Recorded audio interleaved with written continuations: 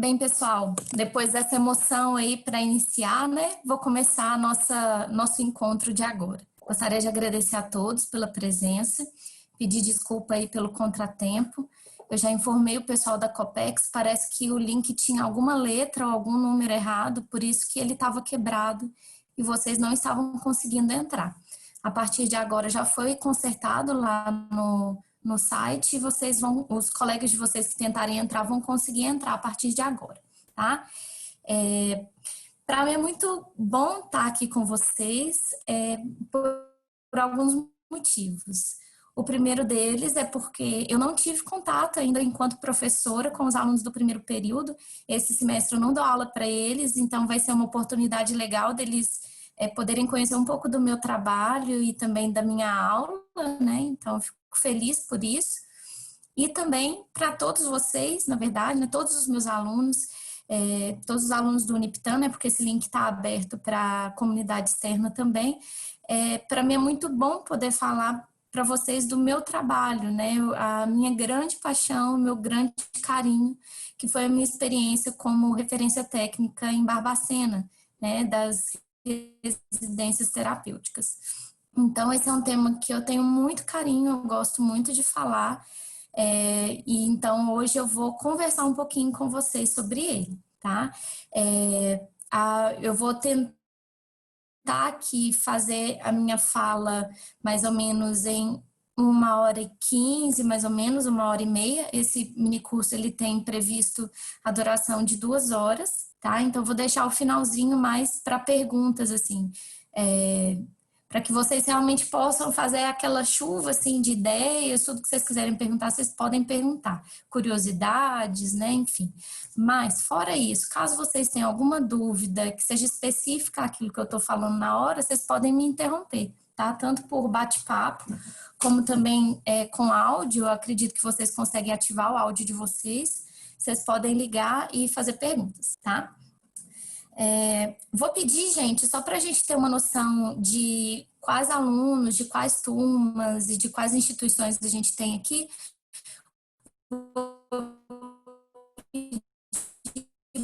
para que você curso que faz, período e instituição, tá? Se for comunidade externa e não tiver fazendo nenhum curso, só falar como ficou sabendo, enfim. Só para a gente ter um registro mais ou menos estatístico aí, a gente vai tentar formular os dados depois de quem está participando, tá? Olha, já começamos com uma colega de Pato Branco. Seja bem-vinda, Fernanda. Então, vamos lá, vou compartilhar minha tela com vocês.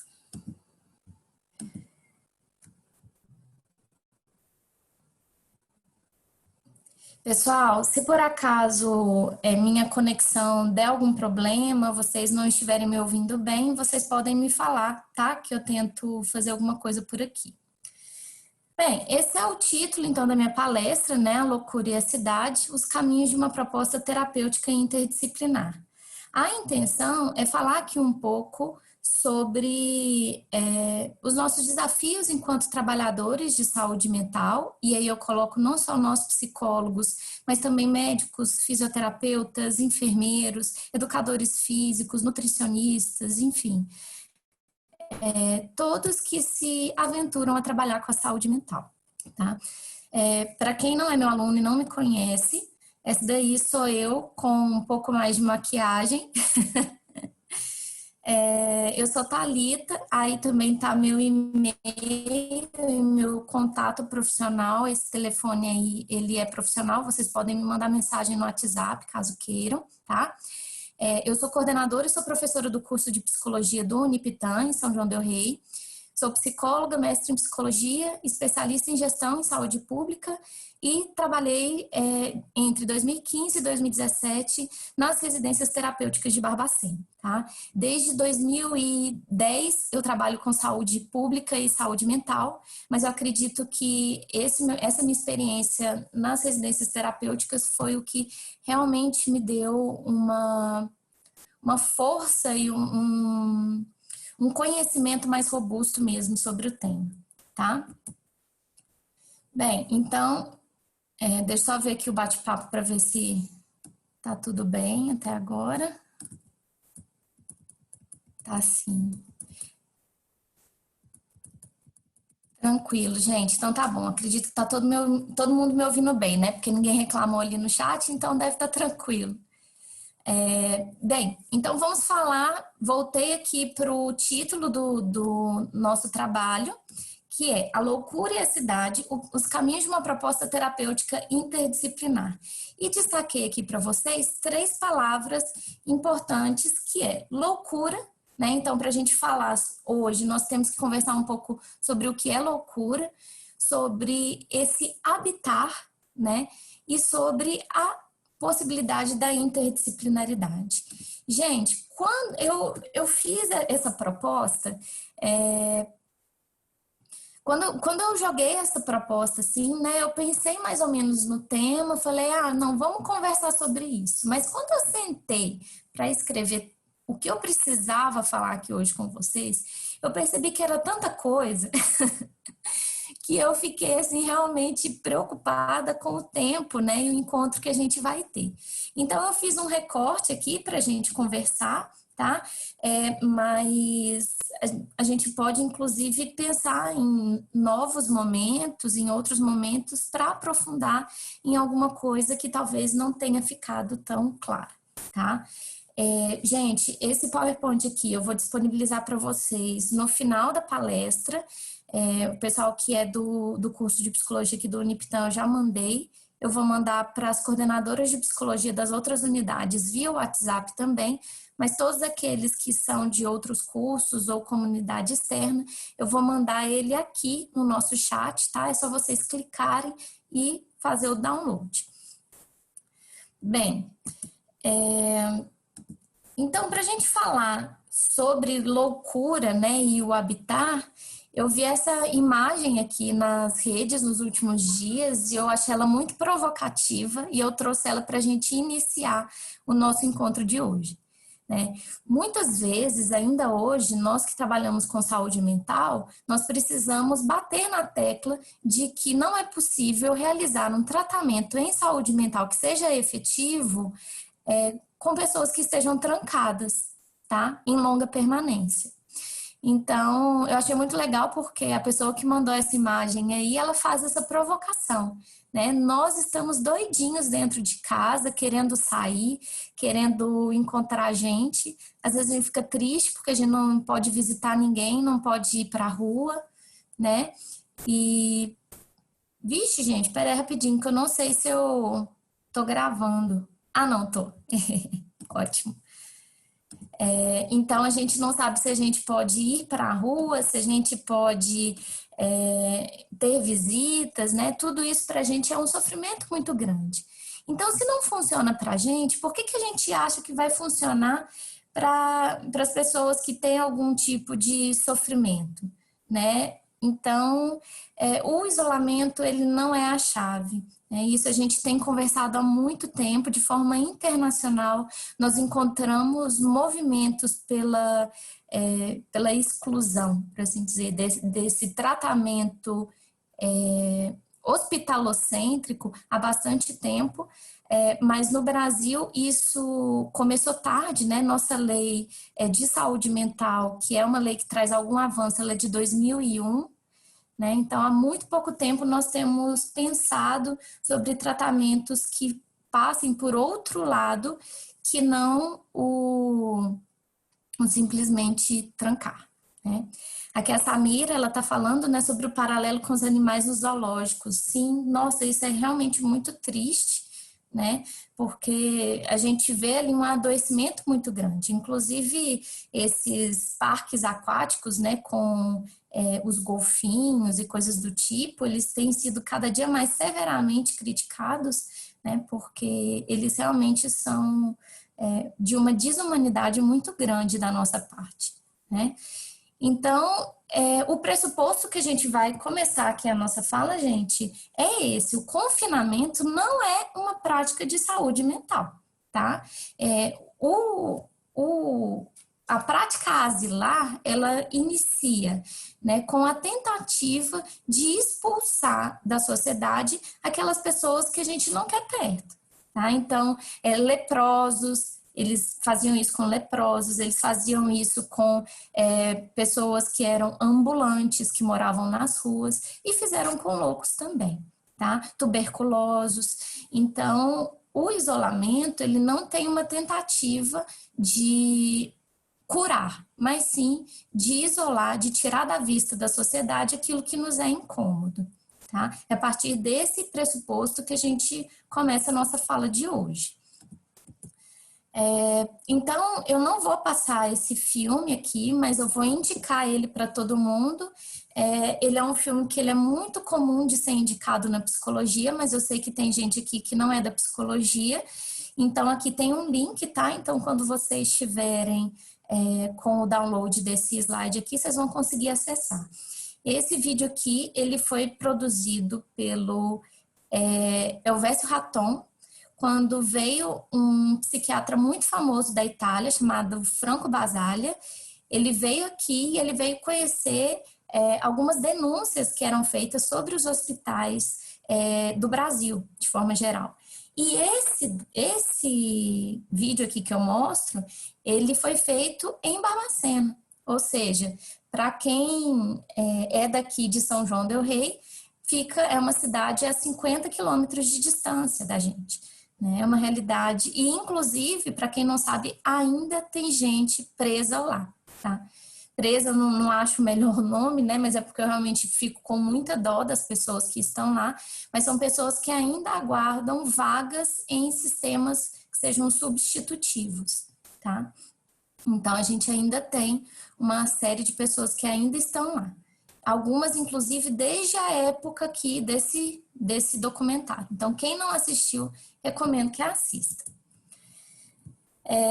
Para trazer um pouquinho da realidade que é vista nesse documentário, eu trago aqui um livro que é um livro de uma leitura bem simples, da Daniela Arbex, que fala sobre esse mesmo momento. Ele tenta fazer um resgate do Hospital Colônia.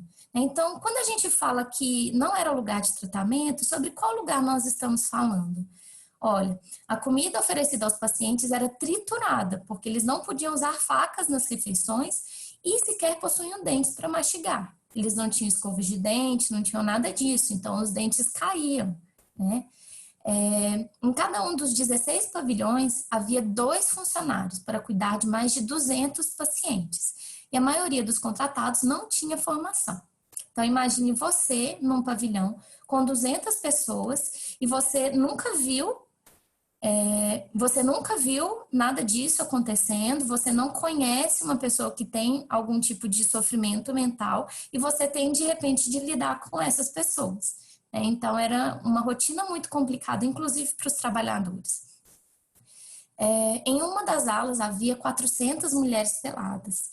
Então, muitas vezes sequer roupa existia, né? E esse cuidado, algumas mulheres e algumas pessoas tiravam as roupas, né? Mas não era possível pensar, inclusive, numa terapêutica, num cuidado deles, né? Então, eles ficavam lá e queria tirar a roupa, tirava, não tinha muito como controlar também. E além disso, de fato, em alguns setores sequer existia a possibilidade de roupa.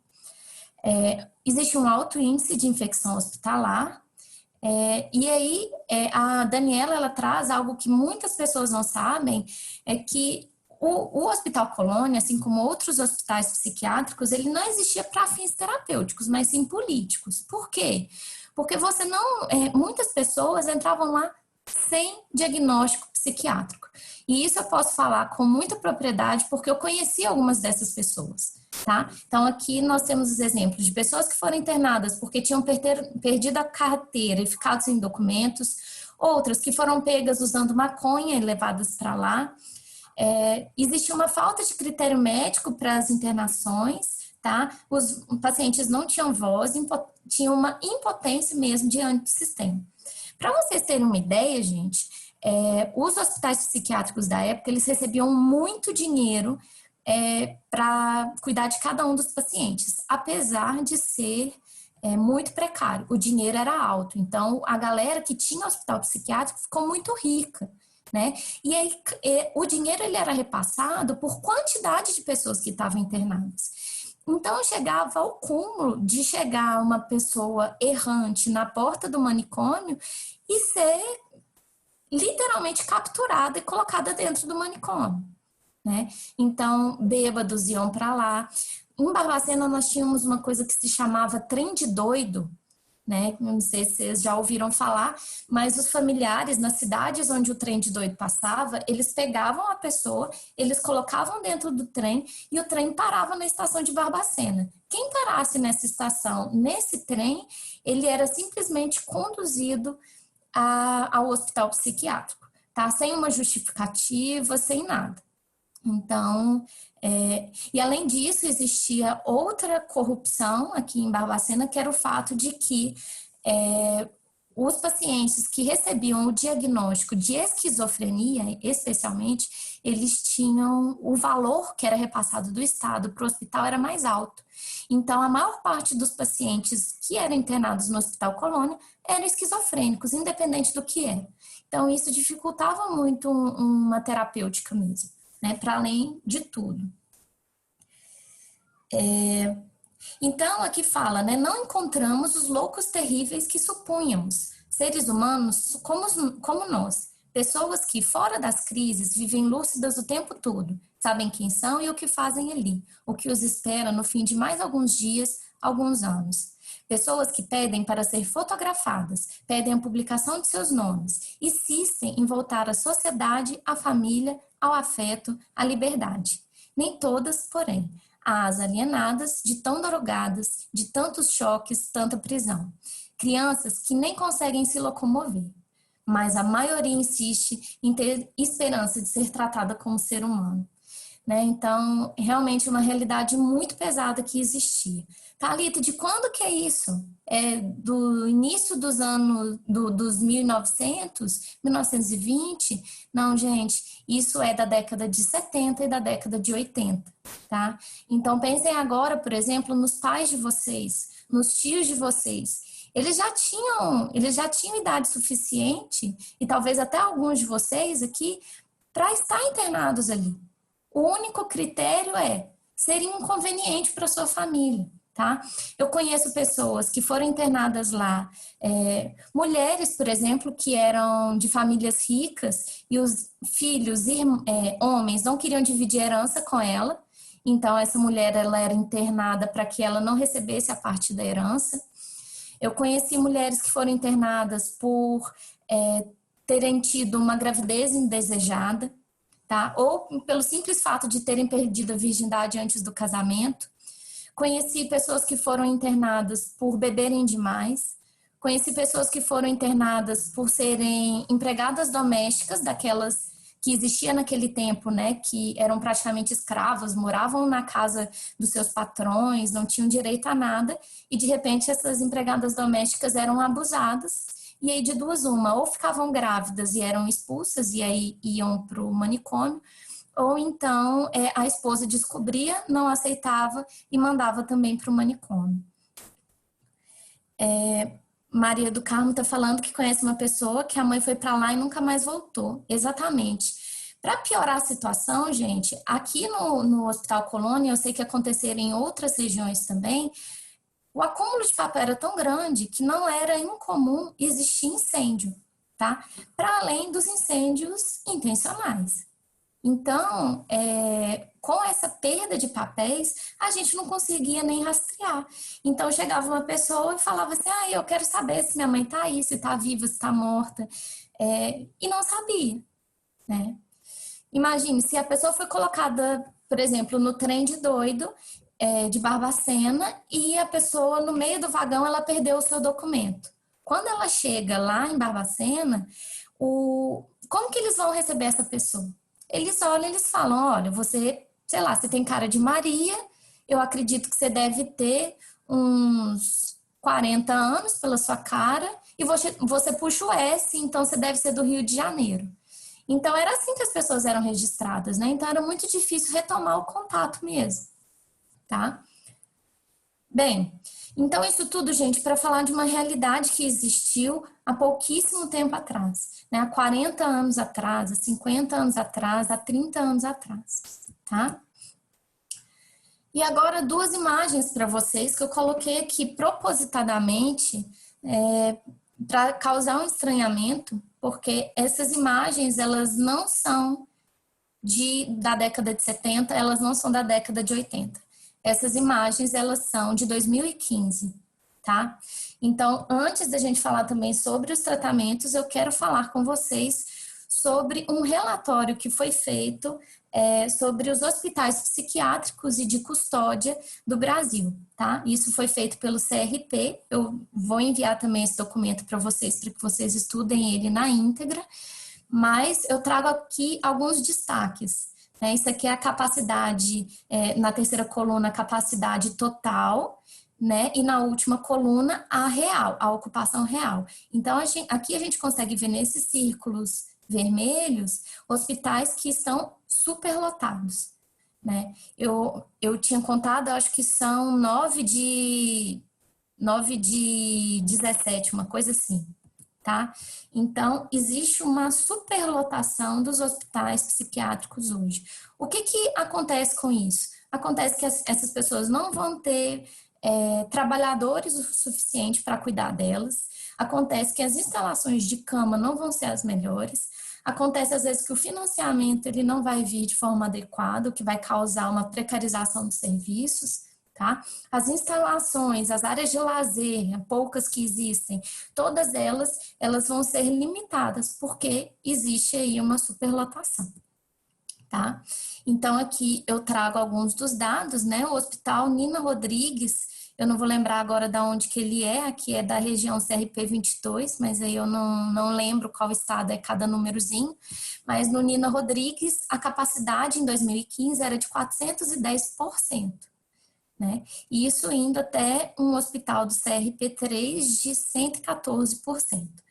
Então, são algumas das realidades que a gente encontra aí pelo país. Esse relatório, ele traz muito específico qualidade das camas, dos refeitórios, tá? Então, vocês podem olhar com calma.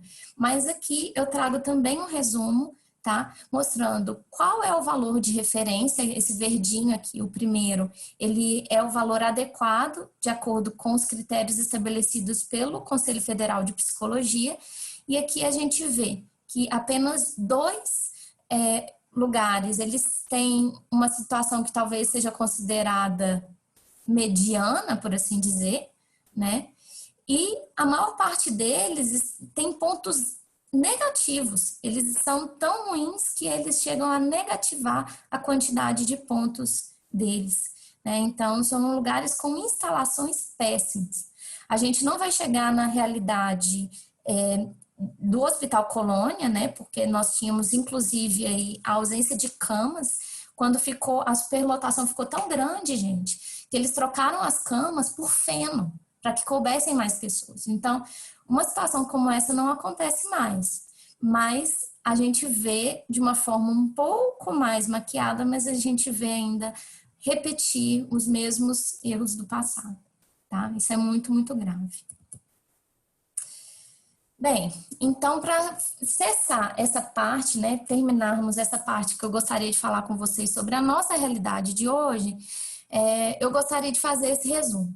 Né? Dentre aquelas pessoas que ainda precisam ser tratadas dentro de hospitais psiquiátricos ou hospitais de custódia, que são aqueles para pessoas que cometeram algum tipo de crime, tá? Nós temos uma dificuldade muito grande para que sejam elaborados os documentos de cessação de periculosidade ou alta, tá? Então, por exemplo, Mariazinha está no Hospital Colônia de Barbacena, só que hoje se chama FEMIG. Mariazinha está na FEMIG e ela já tem alta, ela tem capacidade de viver em sociedade 100%. Ela entende onde ela está, ela tem um quadro estável, ela toma sua medicação, ela está bem. Mas ela não volta por quê? Ela não volta porque a família dela não recebe ela ela não volta porque ou ela não consegue trabalhar, ou ela não é dada a ela uma possibilidade de trabalho. Ela não volta porque não existem serviços substitutivos com vaga, como, por exemplo, as residências terapêuticas nas quais eu trabalhei. Então, por conta disso, apesar de Mariazinha ser completamente capaz de viver em sociedade, ela continua num hospital psiquiátrico, tá? E outra é a sensação de periculosidade. Imagine um de vocês, tá? Vocês possuem aí o diagnóstico de esquizofrenia e vocês são aquele que a gente vai falar, né? O doidinho do bairro. As pessoas já te conhecem, você circula por ali, né? E as pessoas sabem que você tem alguma coisa de diferente, assim, né? E aí, em algum momento acontece alguma coisa e você, por exemplo, rouba um miojo da padaria. Você vai na padaria e rouba esse miojo. Se você não tivesse esquizofrenia, você iria, né, prestar algum serviço comunitário, ou então ia cumprir uma pena aí curta, tá? Mas quando você tem esse crime associado à sua loucura, você vai para um hospital de custódia. E aí lá, se a sua pena é, por exemplo, de 2 anos, porque você roubou um miojo, por exemplo, dá os 2 anos, é elaborado um laudo de que você está bem e você não sai de lá.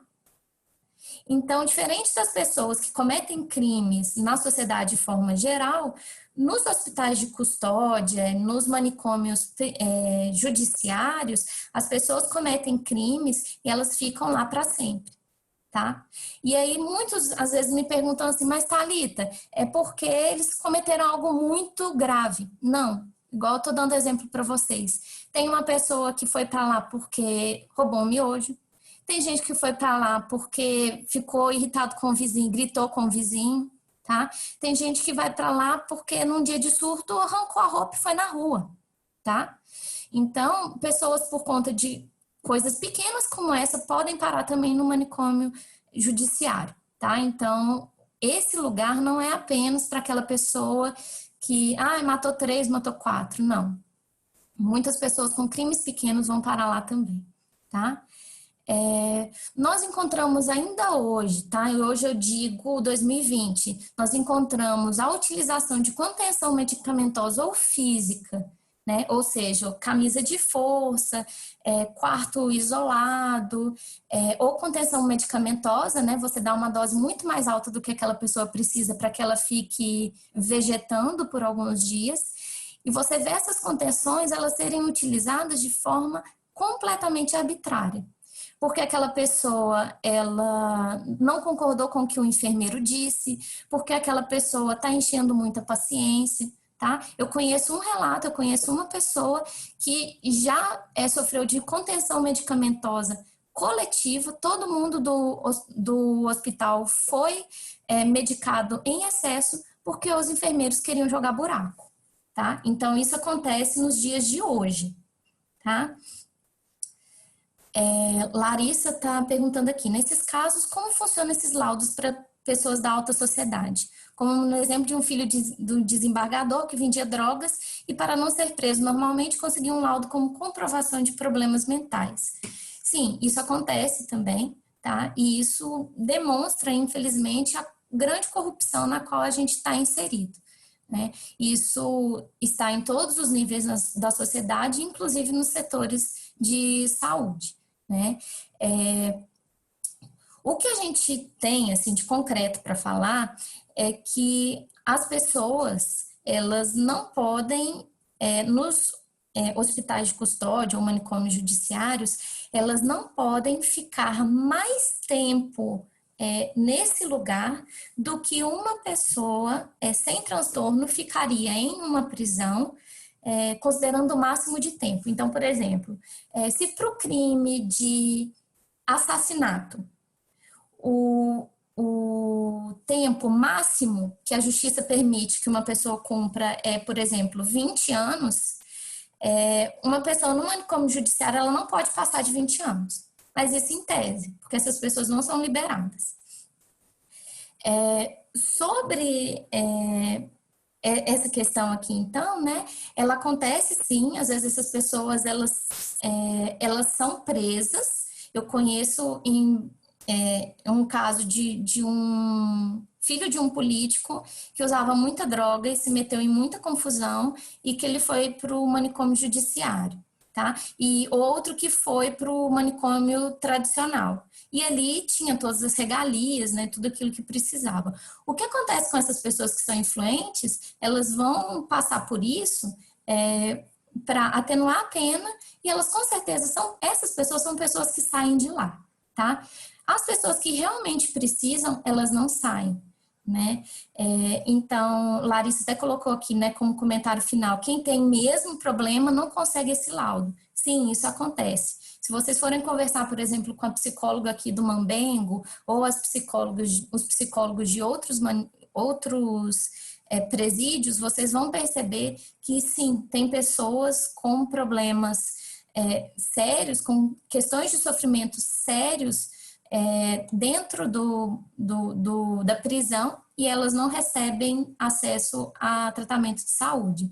Muitas vezes isso ocasiona que essas pessoas sejam maltratadas dentro da prisão, às vezes que elas sofram abuso sexual, né, abuso físico mesmo, que sejam agredidas, tá? Porque não estão no lugar adequado para elas. Bem, então é isso, gente. O cenário que nós temos hoje, ele infelizmente é esse. Qual é o desafio que a gente tem, né? O desafio que a gente tem hoje é que para aquelas pessoas que de fato, e aí, gente, eu falo isso porque eu acho muito importante dizer que eu não sou contra a internação psiquiátrica, tá? Mas eu sou contra a internação psiquiátrica de longa permanência, ou seja, que as pessoas morem no hospital psiquiátrico, tá? E eu sou contra que as internações ocorram em lugares que não estão adequados para tal serviço, né? E o que a gente encontra, como eu mostrei no relatório para vocês, é que a maior parte dos serviços não está adequado, né? Então, a gente precisa realmente lutar e defender essa bandeira para que esse tratamento ele ocorra de uma forma bacana, tá? Bem, aí para a gente falar um pouco sobre o cenário de hoje, nós temos uma lei, a Lei 10.216. Essa lei, ela tramita como projeto desde 1989, ou seja, desde antes da Constituição. Mas ela só foi aprovada, e mesmo assim parcialmente aprovada, em 2001, tá? E aí eu trago alguns destaques, né, dessa lei, que fala que é direito do paciente ser tratado em ambiente terapêutico pelos meios menos invasivos possíveis e ser tratada preferencialmente em serviços comunitários de saúde mental. E a internação em qualquer de suas modalidades só será indicada quando os recursos extra-hospitalares se mostrarem insuficientes. Então, imagine uma pessoa que está num momento de surto muito grande, essa pessoa ela vai ficar ali, por exemplo, em um hospital dia em um CAPS, tá? Ela vai receber atendimento ali, só que aquele atendimento não está sendo suficiente. Ela, dependendo do CAPS, né? Tem alguns CAPS que têm estrutura para receber pessoas para dormir lá, eles têm leitos. Então, uma segunda possibilidade é deixar aquela pessoa dormindo ali uns 3, 4 dias até ela melhorar, tá? E se isso não é suficiente, se essa pessoa, por algum motivo, ela corre risco de se machucar ou de machucar outra pessoa, se ela está num intenso sofrimento que não está tendo melhora, aí sim a gente indica a internação. Mas ela tem que ser apenas pelo tempo que a crise durar. Tá? Então, aquela pessoa não pode morar ali. Isso é uma garantia, um direito que a gente ganhou com a Lei 10.216. Gente, até aí tudo tranquilo? Vocês podem me interromper, tá?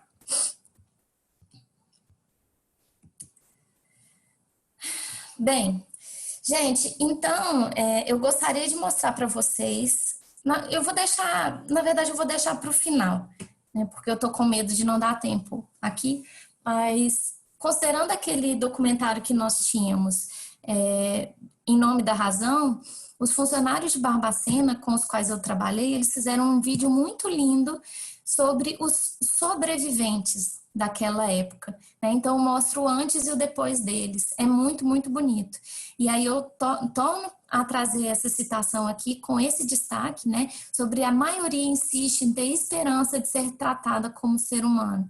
Isso foi um relato, gente, da década de 70, da década de 80. Esse pessoal sofreu, mas hoje eles estão em liberdade. Então, a gente tem esse vídeo aqui, eu vou mostrar para vocês no final, que mostra a história de algumas das pessoas que hoje estão num tratamento territorializado.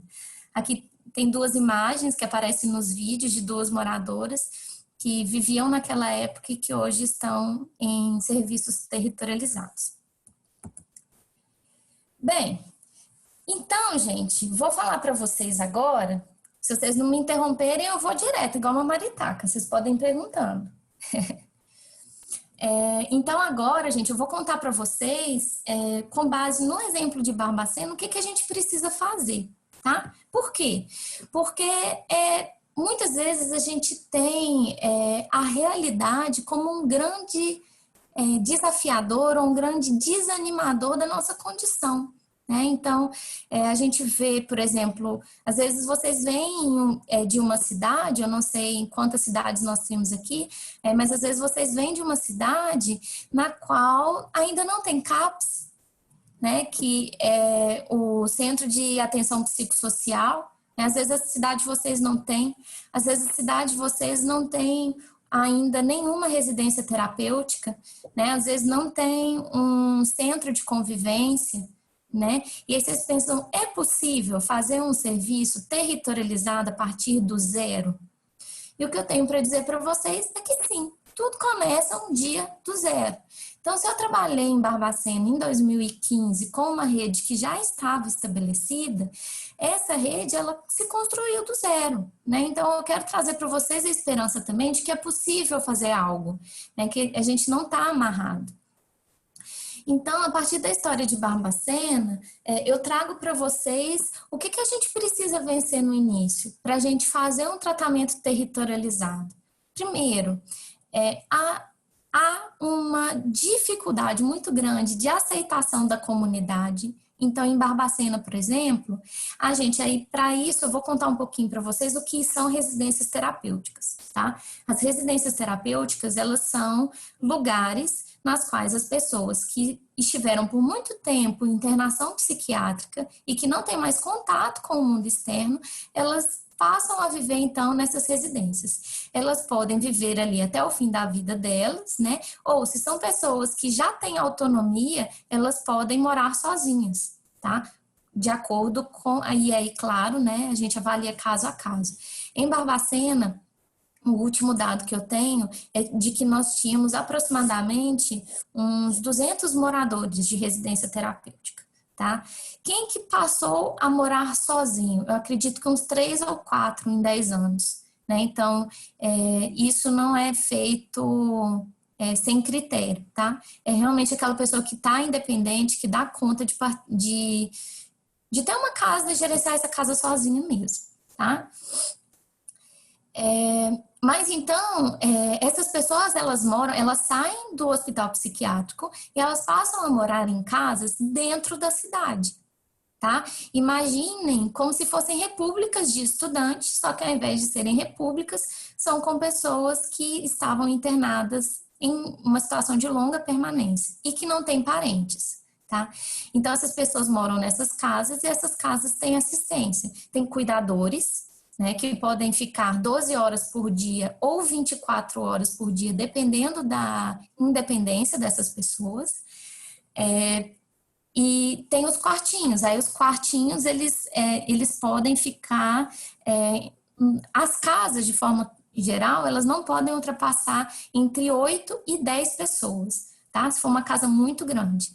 Então, essas pessoas, elas voltam para a cidade e começam a habitar todos os bairros da cidade. Lá em Barbacena, nós tínhamos residências terapêuticas no centro, em bairros nobres, a gente tinha residências na zona rural, tá? A gente tinha residências em vários lugares. A Vanusa está falando sobre a profissão repórter, né? Que ela fez uma matéria sobre as residências terapêuticas. Sim, nós temos também, agora eu vou esquecer, foi feito também uma série de reportagens para outro canal que agora eu esqueci também, mas se vocês jogarem no YouTube Residências Terapêuticas de Barbacena, vocês vão encontrar muita coisa, tá? Tem muito material produzido. Bem, mas aí a comunidade, gente, no início ela não aceitava. Ela não queria que do lado da casa dela tivesse uma casa com um monte de gente. E aí eu vou utilizar o termo louco, tá? Porque a loucura, como eu vou falar ao longo desse nosso encontro, a loucura ela não é um critério diagnóstico, ela é um critério político, né? De isolamento de pessoas que, tendo ou não alguma questão psiquiátrica, são indesejadas. Tá? E também tem um recorte de classe muito grande. Geralmente são pessoas pobres ou pessoas, quando de classe alta, são pessoas que são abandonadas pelas suas famílias. Tá? Então, a loucura aqui, quando eu falo louco, tá, gente? Quando eu falo doido, eu estou falando de uma categoria que é política de exclusão, de alienação. Então, a comunidade não aceitava essa casa que ela considerava de gente louca. Né? Como assim?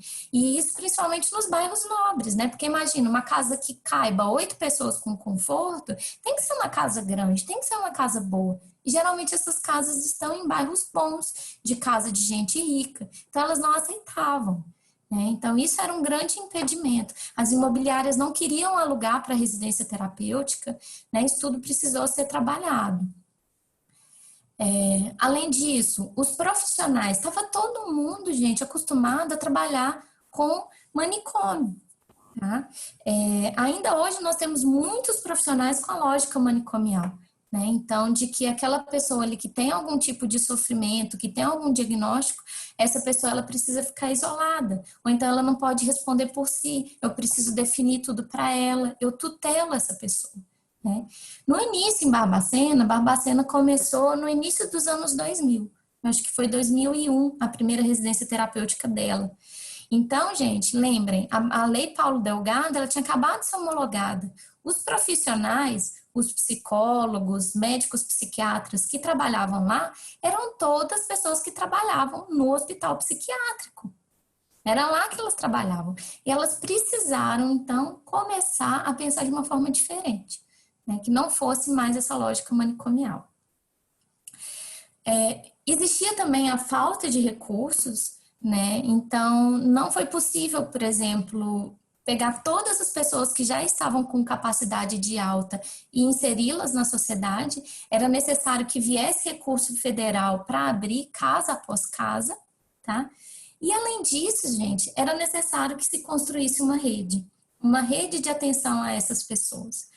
Porque uma coisa, e isso eu gostaria de provocar, principalmente os participantes que nós temos aqui, que não são psicólogos, eu gostaria de provocá-los de pensar que a pessoa, o sujeito, o usuário da saúde pública, que possui algum diagnóstico psiquiátrico, ele não é apenas o diagnóstico dele. Então, ele tem asma, então ele quebra a perna, ele precisa fazer fisioterapia, ele tem diabetes e precisa fazer uma dieta, tá? Então, essa rede, ela precisa ser construída. E eu entendo, quando vocês estão aqui, vocês participam comigo desse encontro, vocês estão fazendo um movimento de se capacitar para trabalhar com esse público, né? Para trabalhar de uma forma realmente inclusiva com eles, tá? Então, essa rede, ela precisava ser construída, porque imagina, aí o Zé acabou de sair do hospital psiquiátrico e o Zé tá com gripe. O Zé ia na unidade básica de saúde e a unidade não queria atender ele. Falava que ele tinha que ir para um serviço de saúde mental. Mas o Zé não estava em crise, ele não estava num surto, ele estava com gripe. Então, ele precisava, sim, ser atendido numa unidade básica. Entendem? Então, essa rede, ela precisa existir. Pode ser que na cidade de vocês ou na cidade que vocês forem trabalhar, essa rede ainda não exista. Então, vocês vão precisar atuar como agentes de mudança mesmo dessa situação. Vocês vão precisar incentivar a construção dessa rede, tá? Para além de todos os serviços que vocês forem fazer. Bem, vamos lá. Alguns questionamentos, né, que a gente encontra aí ao longo da nossa vida. Atender pacientes que fazem uso de medicação psiquiátrica é coisa para o setor da saúde mental? Então, é um pouco disso que eu estava falando. O Zé tem gripe. O louco, ele possui um corpo, né? Então, não é coisa para a saúde mental. Ele precisa ser atendido em todos os setores nos quais ele for, tá? Então, para a gente pensar nisso, a gente tem que pensar no princípio de integralidade do SUS, que o sujeito ele deve ser entendido como um sujeito completo, um sujeito que tem corpo, que tem mente, que transita na sociedade, que tem inclusive vínculos, afetos, que tem emprego ou não tem emprego. Tá? A integralidade do SUS, ela visa atender o sujeito em todas as suas necessidades. Alexandre, estou vendo aqui sua pergunta, eu vou retomar, seu comentário, na verdade, eu vou retomar ele no final da palestra, tá? É muito bacana seu tema. Então, é muito complicado que a rede de saúde, por exemplo, uma estratégia de saúde da família ou um hospital tradicional, ele não aceite receber uma pessoa que tem algum diagnóstico. Vou dar um exemplo para vocês de uma pessoa que eu conheci, que é uma pessoa esquizofrênica e que quebrou o dedinho do pé. Olha como que a nossa sociedade ela é louca. Né? Não ele, o que quebrou o dedo, mas a sociedade, ela tem uma lógica de raciocínio que não faz sentido. Ele quebrou o dedinho do pé, foi engessado, não deu certo e ele precisava de uma cirurgia. E aí ele não estava conseguindo fazer a cirurgia porque eles estavam colocando que era um fator de risco para a cirurgia o fato dele ser esquizofrênico. Então ele passou mais de ano lutando na justiça pelo direito de fazer uma cirurgia no dedão do pé. Porque entendiam que, como ele tinha um diagnóstico psiquiátrico, ele não podia passar por cirurgia. É uma coisa assim que não faz sentido, não tem o menor cabimento, né? Então, é isso, gente. A gente precisa entender que esse louco, ele possui um corpo, né? E, para além disso, a gente precisa entender que é necessário atender pacientes fora da crise. Outro problema que a gente tem é, por exemplo, se você for numa estratégia de saúde da família e falar assim, olha, eu faço uso de tal e tal e tal medicação, né, pelo meu especialista, você tem acesso a isso aqui, olha aqui minhas receitas, né, sei lá, dá informação para aquele médico para que ele saiba da sua trajetória e você fala, eu preciso renovar a minha receita.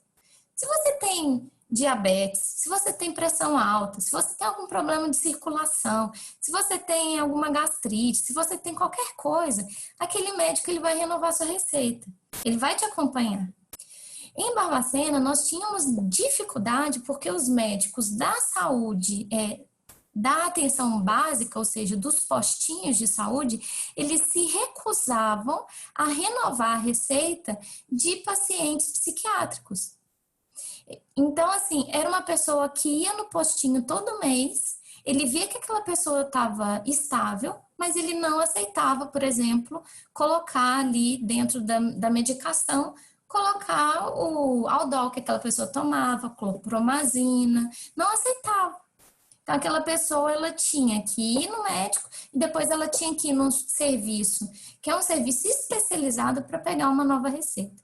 Então, foi uma luta que nós precisamos travar e aí eu peço, né, para todos os alunos de medicina que porventura a gente possa ter aqui, que vocês abracem essa causa, de entender que é possível também que vocês façam, enquanto médicos de uma unidade básica de saúde, vocês façam esse acompanhamento de um paciente que está fora da crise, tá?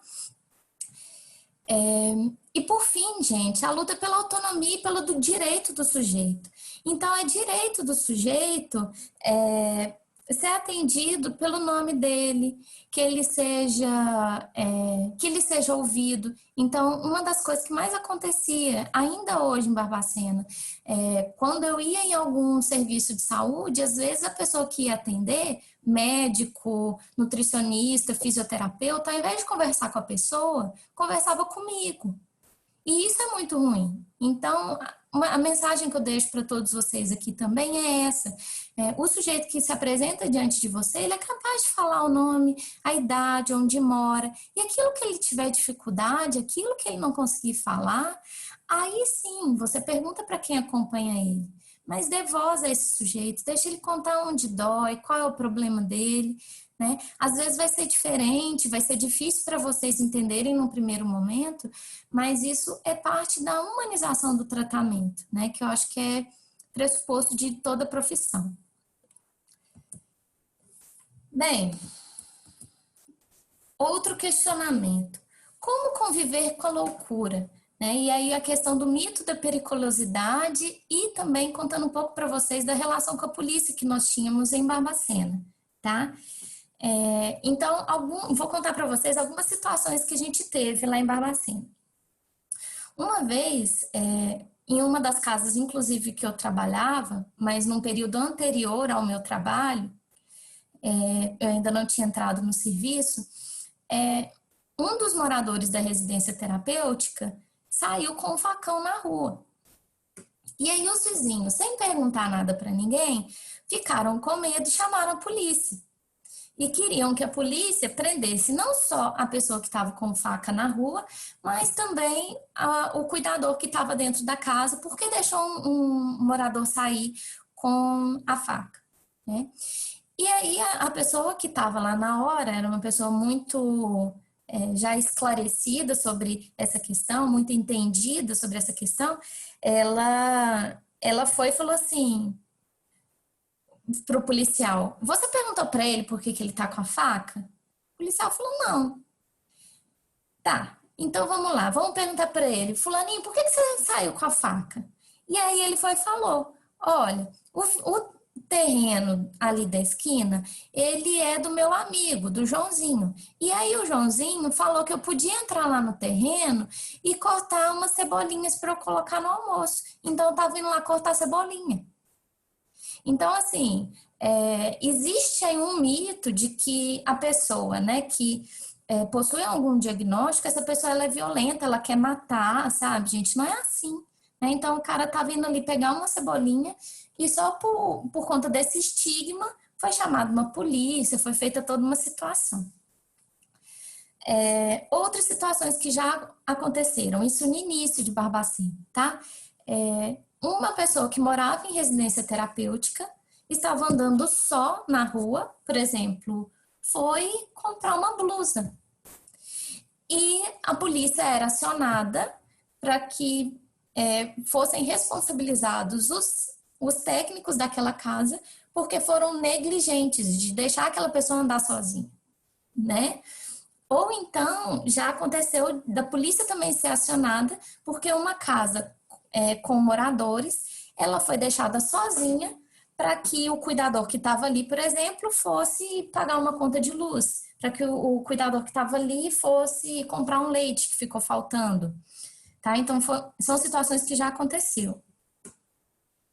Isso, Samira falando, né, que aqui em São João tem problemas com problemas mentais, mas que, como não apresentam risco continuam inseridas na sociedade. Exatamente, gente. Então, assim, não é porque aquela pessoa, ela às vezes tem um andar que é diferente, ela tem um jeito de falar que é diferente, ela tem algum trejeito que indique ali alguma questão dela, ela não pode andar na rua, sabe? E principalmente em Barbacena, que era um serviço muito sério, do qual eu posso falar porque eu trabalhei lá, saíam na rua pessoas que tinham noção de dinheiro, tinham noção de localização, elas tinham telefone celular, elas sabiam voltar para casa, elas sabiam o que fazer caso alguma coisa desse errado, tá? E além disso tudo, a gente ainda deixava com essas pessoas que a gente achava que era interessante elas saírem sozinhas, a gente deixava um cartãozinho com elas, com o nome delas, o endereço delas e telefone que poderiam ligar caso alguma coisa acontecesse. Né? Então, nunca aconteceu nada. Mas caso acontecesse, aquela pessoa tinha segurança de pensar, nossa, se acontecer alguma coisa, ou inclusive, sei lá, imagina se essa pessoa passa mal. Qualquer um de nós pode passar mal, né? Por exemplo, desmaiar. Se eu desmaiar na rua, para quem que eu ligo? Para quem que a pessoa que vai me acudir vai me ligar? Não sabe. No caso da residência terapêutica, não, tinha lá o cartãozinho, então essa pessoa ela estava sempre assistida, né? Débora, a sua pergunta também vou responder no final, tá? Não me deixe esquecer, não. Então, gente, essas questões todas, é importante que a gente pense essa loucura, né? Como uma categoria que ela é uma categoria política e não diagnóstica, né? Por exemplo, nesse exemplo que eu estou dando aqui do louco que usa faca, é uma pessoa que nunca foi louca, era uma pessoa que bebia muito e quando bebia ela ficava violenta. E aí era de uma família muito humilde, estava naquela época do trem de doido em Barbacena, a família quis se livrar dele. Né? Era um cara que dava trabalho, mas ele era louco? Não, era alcoolista. Né? Então, esse cara foi levado para Barbacena. Então, e além dele, tem outros casos, né? Tem um caso, por exemplo, de uma pessoa que é muito querida para mim, que eu acompanhei de perto, que era assim, delirante, ele tinha alguns delírios, por exemplo, ele estava lá sentado, conversando com a gente, ele assim, era uma pessoa que não tinha trejeito nenhum, você não, de primeira você não achava que tinha alguma questão ali com ele, mas ele sentava com você e falava, tipo assim, Dona Thalita, você sabia que quando eu era mais novo, eu já tive 3,50 m de altura? É que cansava muito ser grande e aí eu resolvi ficar menor, mas eu tinha 3,50 m de altura. Então, assim, ele tinha várias coisas, assim, né, que não correspondiam com algo que pode acontecer de fato, né? Mas é uma pessoa que tinha, assim, uma autonomia gigantesca. Ele chegava a viajar sozinho. Né? Não sozinho, 100% sozinho, mas ele ia nessas excursões que tem, sabe? E não ia com cuidador, ia com o cara da excursão, era uma pessoa super localizada, assim. Então, essa pessoa não pode andar na rua? Claro que pode, ele sabe ir, ele sabe voltar, ele sabe gastar o dinheiro, ele não é violento, por que ele não pode andar? Ele não vai se perder, ele vai ser feliz. Né? Então, essa tutela da pessoa com alguma questão de saúde mental, a gente precisa largar. Né? Eu tinha, por exemplo, outros moradores que eram extremamente dependentes, sim. Eles tinham uma dependência muito grande. Então, tinha, por exemplo, um morador que ele tinha um déficit cognitivo muito severo, né? Ele não falava e ele era muito pouco autônomo. Mas o que eu falava com o pessoal, gente, vamos ensinar ele. Então, o que ele vai aprender? Ele vai aprender a tomar banho sozinho. Ele vai, de manhã, ele vai escolher a roupa dele, tá? Na hora de comer, ele vai falar o tanto que ele quer comer. Ele vai falar o que ele acha mais gostoso, tipo, deu lanche da tarde, tem bolo de laranja e bolo de chocolate. Qual bolo você quer?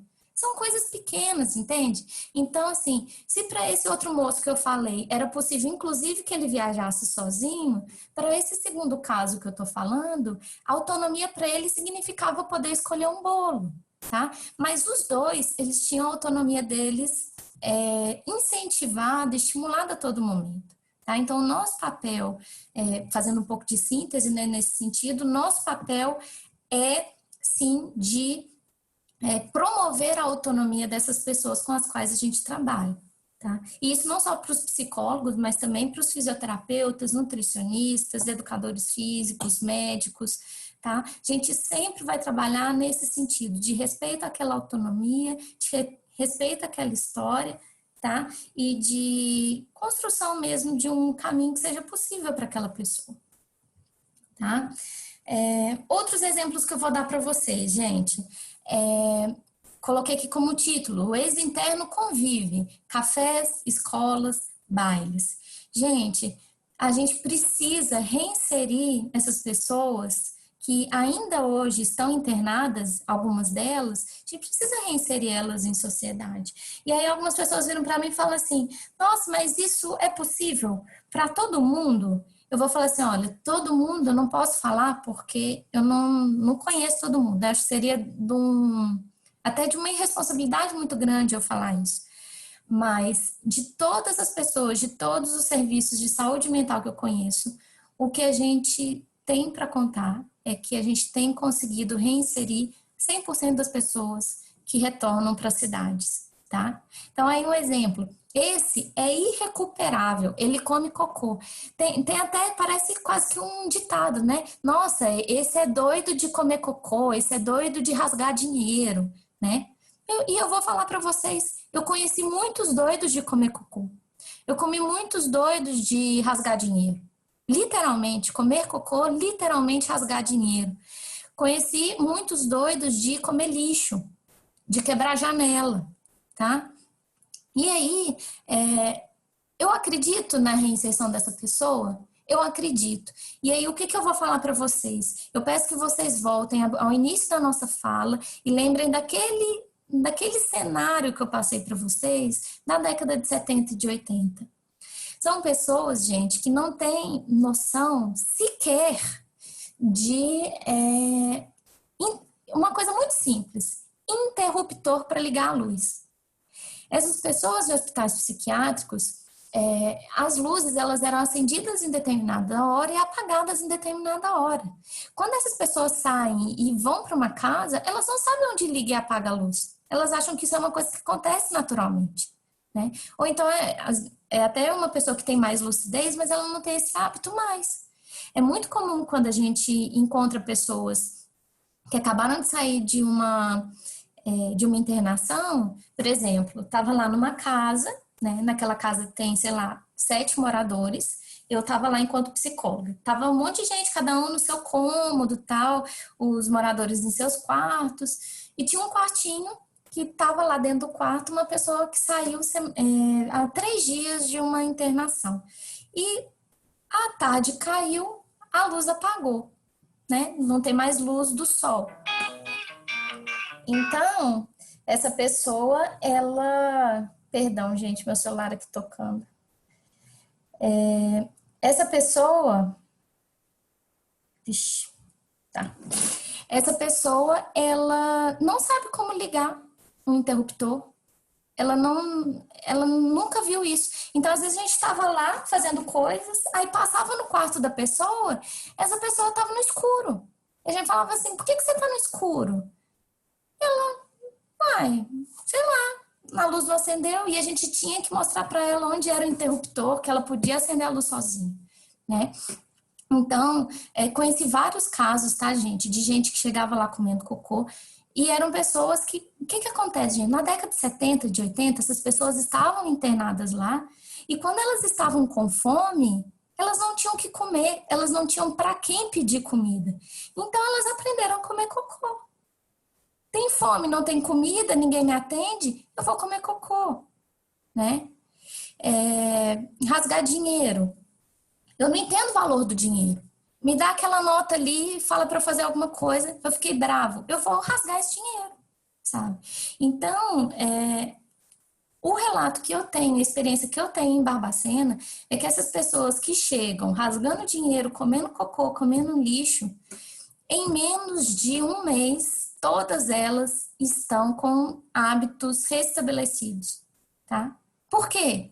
Porque quando a gente encontra, vê que aquela pessoa comeu cocô, a gente vai pegar ela e vai falar assim, você tá com fome? Aqui, ó, a geladeira, você pode abrir, você pode pegar comida.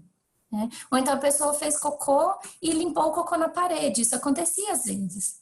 Essa pessoa não tinha papel higiênico no hospital. Até semana passada, às vezes, dependendo do hospital onde ela estava, ela não tinha papel higiênico. Como que ela ia se limpar? Eles limpavam na parede, todo mundo limpava na parede. Então, a gente ensinava que tinha um papel higiênico. E em menos de um mês, a gente via isso mudar. Tá? Então, eu acho que é uma fala mais de esperança para vocês mesmo, tá? No sentido de que as pessoas, elas tiveram por muito tempo a sua dignidade roubada. Né? Então, é trabalho da saúde mental recuperar essa dignidade também. Sim, o Rodrigo falou aqui que o que falta é uma campanha do governo incentivando a ressocialização dos internos. Sim, as residências terapêuticas, gente, para vocês terem uma ideia, eu trabalhei com saúde pública e saúde mental durante muito tempo. Como eu falei para vocês, eu acredito que desde 2010 de uma forma mais intensa. Eu descobri o que era uma residência terapêutica de verdade quando eu fui saber do processo seletivo. Né? Então, o que é uma residência terapêutica? Eu, inclusive, no início, quando eu vi a vaga, eu confundi com comunidade terapêutica. Eu achava que era aquele lugar onde pessoas que usam drogas vão para ficar internada. Eu achava que era isso. Então, sim, a gente conhece muito pouco sobre as residências. Cristiano está perguntando sobre o comportamento, né? Se elas eram agressivas ou não. Então, o que a gente faz sempre é um mapeamento de como que essas pessoas elas se comportam desde a internação. Então, tem muitas pessoas que estão num hospital psiquiátrico e que tem zero comportamento agressivo. Então, essas pessoas elas vão para lá e elas vão continuar com zero comportamento agressivo.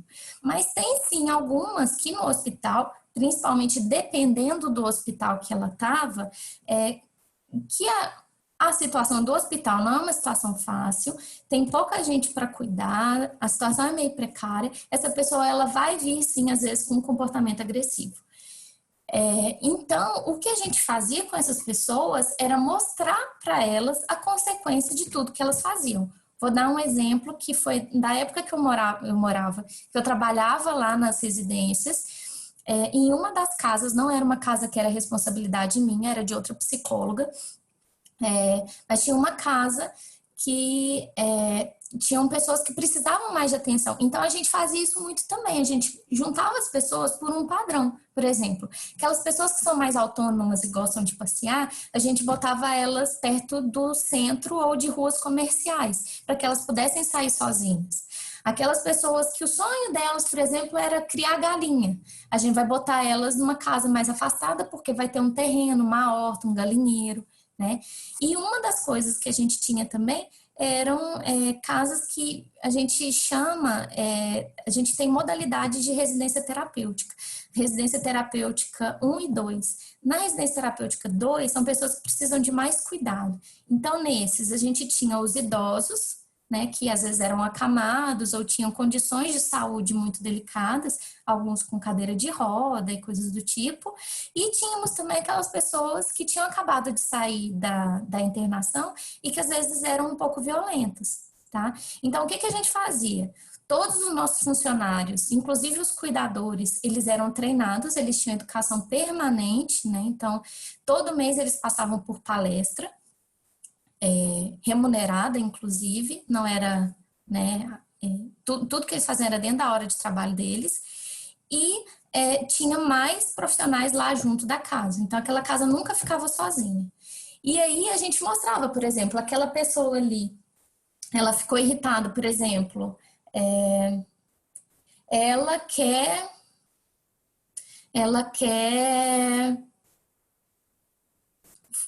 deixa eu pensar, né? Ela quer sair. Esse é um bom exemplo. Aquela pessoa resolveu que ela quer sair para comprar cigarro. Ela fuma, ela quer comprar cigarro. Mas essa é uma pessoa que acabou de sair da internação. A gente não vai deixar ela sair sozinha. Ela não conhece o bairro, ela não sabe de nada ainda da região. A gente não sabe sequer se ela tem essa capacidade de localização para sair sozinha. Então, isso a gente vai treinar aos poucos, tá? Então, no início, a gente não vai deixar ela sair sozinha. Mas, às vezes, na mesma casa, tem outra pessoa que sai sozinha.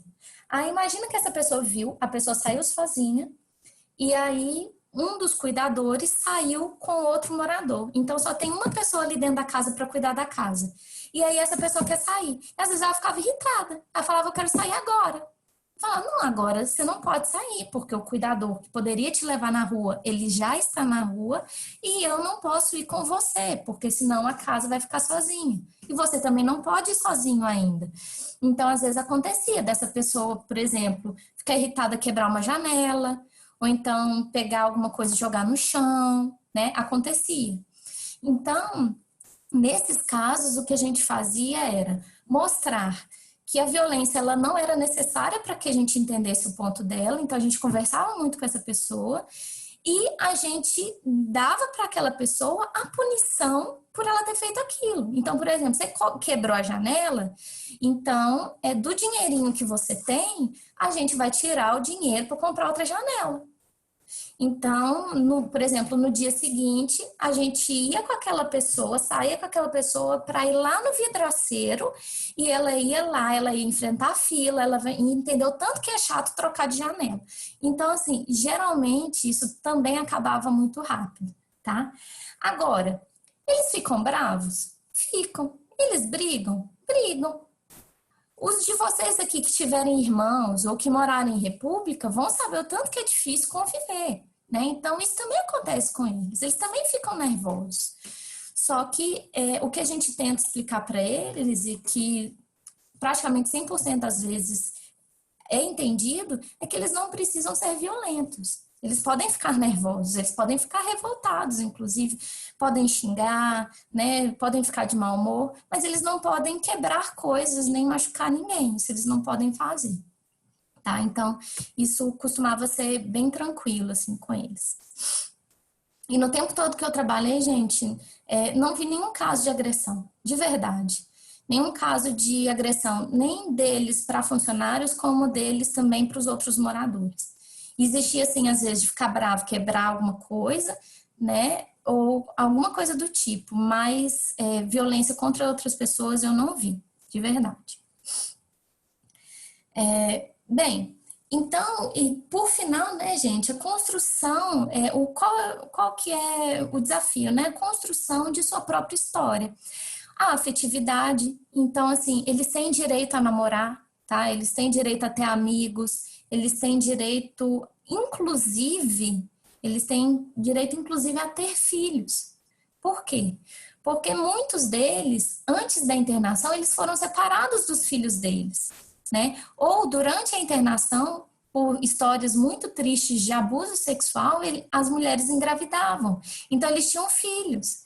Então, eles têm direito de ver os filhos deles, né? A Juliana perguntando se há algum critério para quem vai morar com quem. Sim, o critério era mais ou menos esse. No início, né, quando a gente abriu um número significativo de residências, a gente deixou essas pessoas escolherem. Por quê? Porque muitos conviviam no mesmo hospital. Então, às vezes, eles dividiam uma mesma ala no hospital. Então, eram pessoas que se conheciam e já eram amigos. Então, a gente fez muitas residências terapêuticas por amizade, né? Então, esse pessoal aqui, eles são amigos, eles vão ficar aqui. Esses outros são amigos, eles vão ficar em outra casa. Isso acontecia.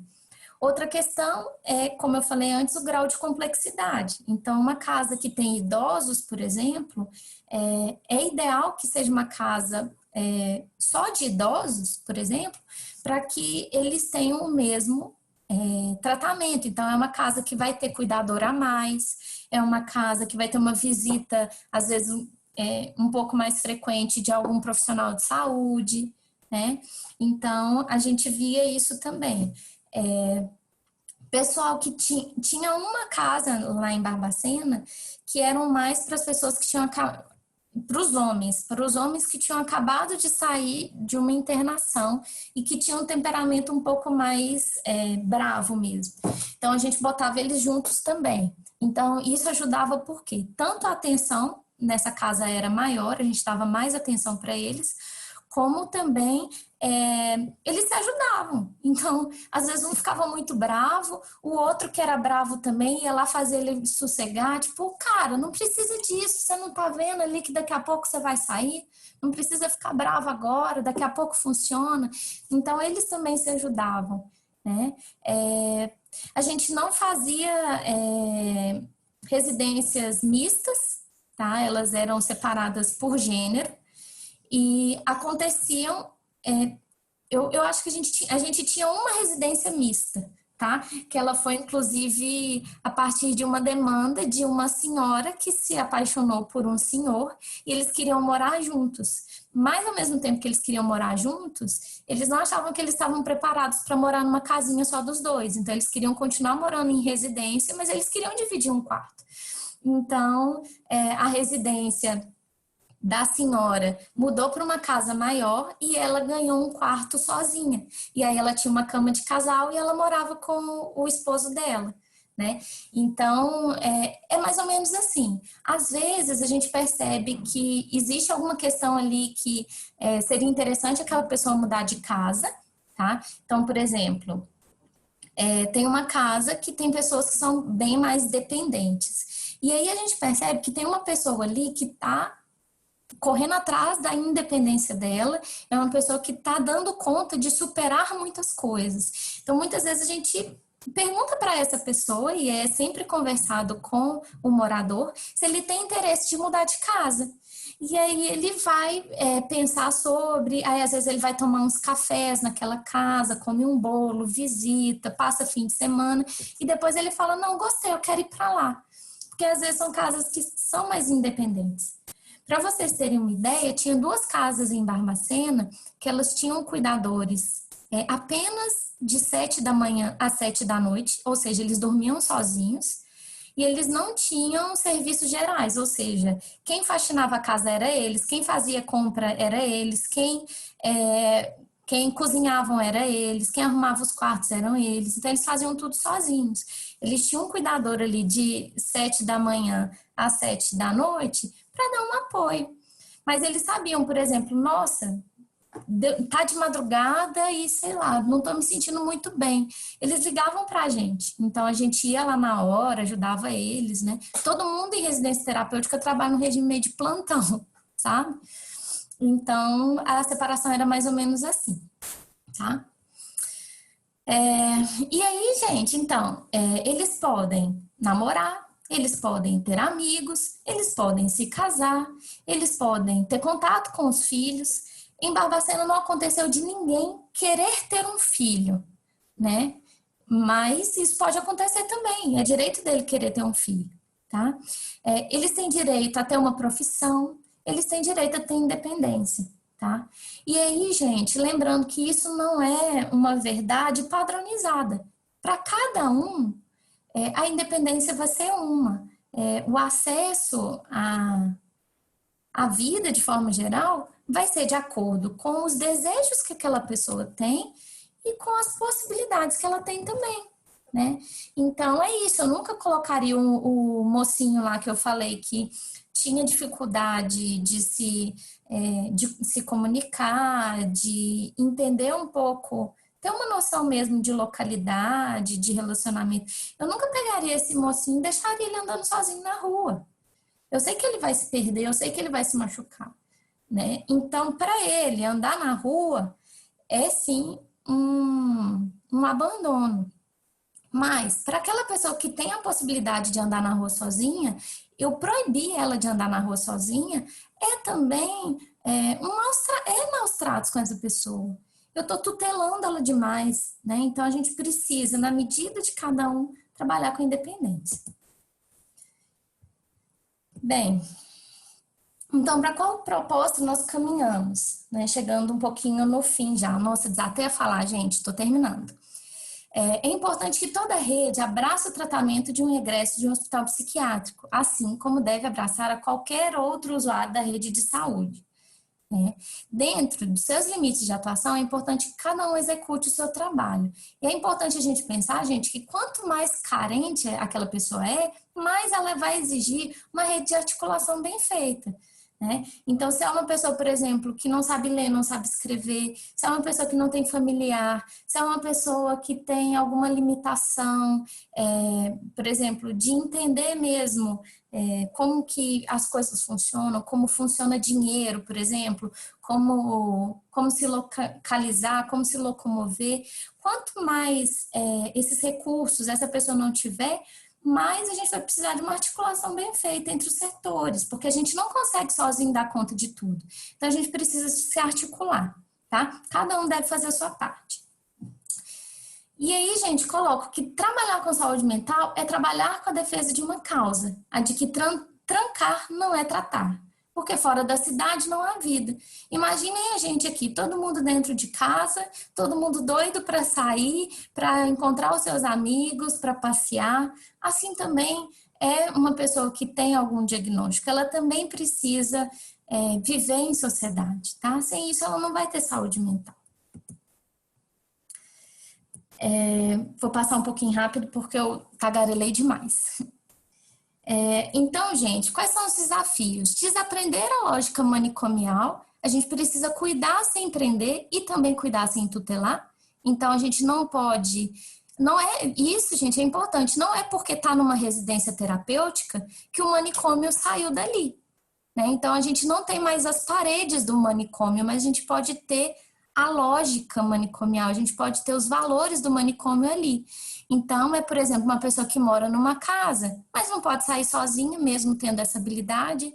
Se ela quiser fazer um bolo, ela não pode. Se ela quiser pegar uma banana, ela tem que pedir permissão. Ela tem hora para acordar, hora para dormir, hora para tomar banho. Isso é lógica manicomial. Ela não pode ter amigo, ela não pode ter namorado, né? Então, a gente precisa desaprender isso, né? Nem prender, nem também tutelar, né? Como se fosse um filhinho nosso, como se fosse alguém que não tem capacidade. E sim, eles têm muitas capacidades. É importante que a gente mapeie quais são essas capacidades e que a gente desenvolva elas, tá? E o segundo desafio, mapear e entender os percalços da rede. Nunca vai ser perfeito, gente, vai ter problema sempre. Então, é importante, ao mesmo tempo que a gente luta por melhoria, tá? Então, inclusive, é trabalho do trabalhador de saúde mental, eu diria do trabalhador da rede de saúde pública, de forma geral, entender as políticas públicas. Então, muitas vezes a gente vai conversar com o secretário de saúde, coordenador de saúde mental, às vezes a gente vai conversar com o vereador, vai conversar com o deputado, vai conversar com várias pessoas, porque as políticas, elas precisam ser bem feitas. Então, a gente precisa lutar sempre por essas melhorias, tá?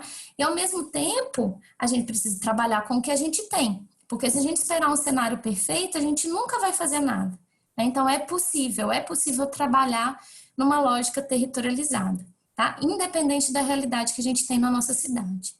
A gente precisa mapear quais são os nossos parceiros e, se a gente tem poucos parceiros, quais parceiros a gente pode criar? Então, é parte do nosso trabalho, de todos os profissionais da saúde, tá? Isso não é só trabalho do chefe, do gestor, tá? Isso é trabalho de todo mundo. Pensar em novas parcerias que facilitem o nosso trabalho e que possibilitem uma qualidade de vida maior para aquela pessoa, tá? E eu falei um pouco disso antes, repasse financeiro, né? A gente tem visto hoje uma lógica que se volta para o investimento em modelo hospitalocêntrico. A gente tem o retorno da lógica da internação, não só na saúde mental, como também na política de combate às drogas. Então, a gente para de tratar as pessoas de forma territorializada e retorna com as internações. Como que a gente retorna? Com a abertura de novos locais e com financiamento aumentado para esses lugares. Então, hoje em dia, nós estamos com um dinheiro muito curto. Por exemplo, Barbacena poderia abrir novas residências. Por que não abre? Porque não vem dinheiro para residência. O dinheiro que antes vinha para residência, hoje vem para abrir vaga em leito de hospital. Hoje vem para abrir comunidade terapêutica. Então, com isso é difícil, né? É um desafio que a gente tem, tá? Mas, gente, e esse, juro, é o meu último slide, foi até confirmar ali, é uma possibilidade, o retorno à vida, né, gente? Então, vale a pena. Eu falo que trabalhar em Barbacena foi uma experiência, para além de uma experiência profissional, uma experiência transformadora de vida mesmo, tá? Então, cuidar sem prender, cuidar sem tutelar, afetividade, individualidade, independência, isso que aparece como um desafio é também uma possibilidade muito rica. Para quem? Não só para a pessoa que saiu do hospital, para o egresso que hoje está na cidade, mas também para todos nós, né? Não saem ganhando apenas os ex-internos, ganha a cidade que aprende a lidar com a diferença e ganha o sistema de saúde que é forçado a trabalhar em rede. A gente precisa oferecer um serviço de qualidade para eles. Então, gente, é isso. Vou terminar a minha fala aqui, porque eu falei muito, e agradeço a todos que estiveram até agora. Tá? Deixo como final uma frase da Nise da Silveira, né, que eu acho ela linda, que fala: não se curem além da conta. Gente curada demais é gente chata. Todo mundo tem um pouco de loucura. Vou lhes fazer um pedido. Vivam a imaginação, pois ela é a nossa realidade mais profunda. Felizmente, nunca convivi com pessoas muito ajuizadas. Então, faço um convite para vocês à loucura, um convite mesmo a lidarmos com essa diferença a partir de outra perspectiva, e que a gente assuma de fato o desafio de tirar essas amarras, essas algemas, esses grilhões que nos prendem a uma lógica manicomial, porque de fato não existe tratamento dentro dessa lógica, tá? Então, a pergunta que eu coloco no chamado, eu acredito que a gente já respondeu ao longo do tempo, Gente curada demais é chato, Gente normal demais é chato. Então, a loucura,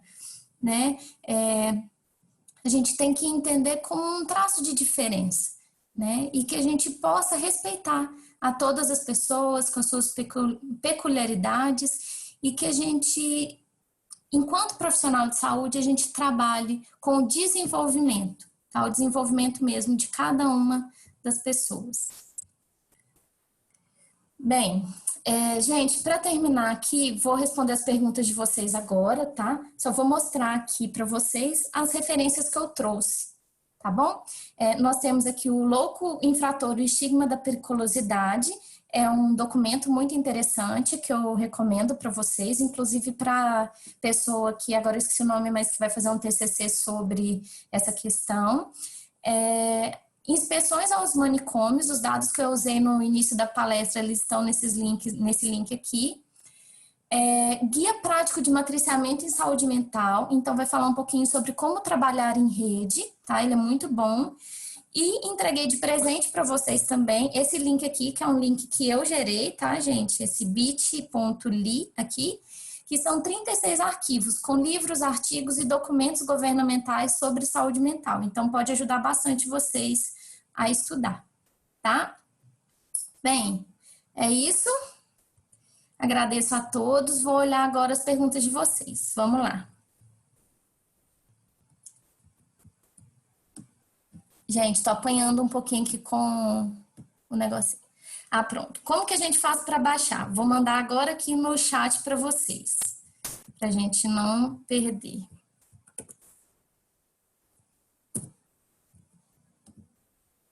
Só um minutinho, que eu tô pegando aqui o arquivo, vou mandar aqui no Zoom para vocês.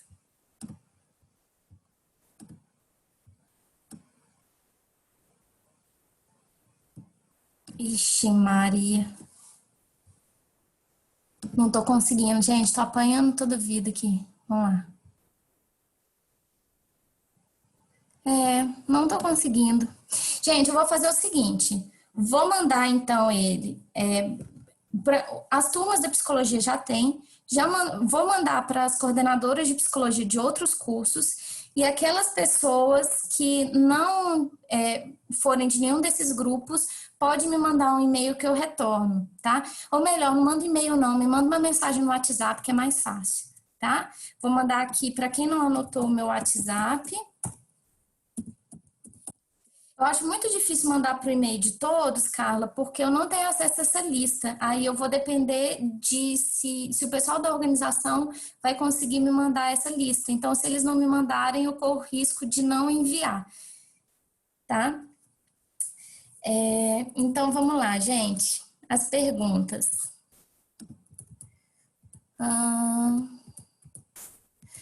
Alguns apaixonados pela Nise aqui, né? Sou uma delas. Débora, a bipolaridade leva à loucura? Então, Débora, a noção de loucura que a gente está trazendo aqui, né, ela é uma noção que ela não é diagnóstica. Então, tipo, não existe, por assim dizer, num DSM ou em algum livro, alguma referência com a qual a gente trabalha, a noção de loucura como critério diagnóstico.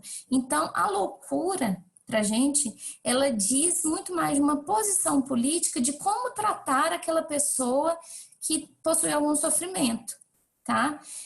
Quando você pergunta se a bipolaridade leva à loucura, eu penso assim, talvez não a loucura, né, mas talvez a será que eu vou conseguir conviver bem em sociedade? Será que eu vou ou será que eu vou me isolar dessa sociedade? Será que eu vou sofrer muito? Será que eu vou conseguir desempenhar meus papéis ainda? Será que com bipolaridade eu consigo ter um relacionamento, consigo ter um trabalho, né? Isso que eu consigo pensar. E aí, a resposta que eu tenho para dizer é que todos os diagnósticos possíveis psiquiátricos, a questão não é de qual ele é, mas sim de como que a gente convive com isso. E aí eu vou lembrar para vocês, alguns talvez já conheçam, para quem não conhece eu recomendo, a noção de normal e de patológico do Canguilhem, que o que ele vai falar é que é o seguinte, o normal, ele não pode ser confundido com a média, né? Então, imaginem, eu que sou pequenininha, sou baixinha, eu tenho 1,55 m. Se eu conviver, por exemplo, se eu sair daqui e for para a Alemanha, eu vou ser praticamente uma anã na Alemanha, né? Então, lá na Alemanha, talvez eu seja diferente deles. Mas isso quer dizer que eu tenho algum problema? Não. Então, o normal e o patológico, ele não pode ser pensado como uma média numérica, mas sim, ele tem que ser pensado a partir da nossa possibilidade de se adaptar a essa situação, tá? Então, por exemplo, uma pessoa que, por exemplo, tem depressão e está extremamente num sofrimento extremamente profundo, ela não consegue se levantar da cama, não consegue se alimentar, né, não consegue tomar banho, chora muito. Essa pessoa ela tem depressão, mas as possibilidades e os caminhos da vida dela naquele momento estão muito engessados, né, muito limitados. E ao mesmo tempo a gente tem, por exemplo, esse senhor que eu falei, que tinha 3,50 m de altura, que tinha namorada, que viajava sozinho, que passeava, que fazia, acontecia. E é uma pessoa com esquizofrenia, né? A bipolaridade, então, ela pode levar a um sofrimento maior? Sim, mas tanto quanto qualquer outro diagnóstico psiquiátrico. Assim também como a esquizofrenia, a depressão, a ansiedade. Isso diz de como que a gente lida, né, com ela. Agora, outra coisa que eu fico pensando, que talvez seja pergunta sua também, é se a bipolaridade pode levar a um delírio, por exemplo, né? Porque às vezes é uma associação que a gente faz entre loucura e delírio, né? Que não necessariamente é verdade, tá, gente? Como eu falei, a loucura é uma categoria política, tá? Então, eu tinha loucos que não tinham um diagnóstico psiquiátrico nenhum. Mas a bipolaridade, ela pode levar ao delírio? Pode, tá?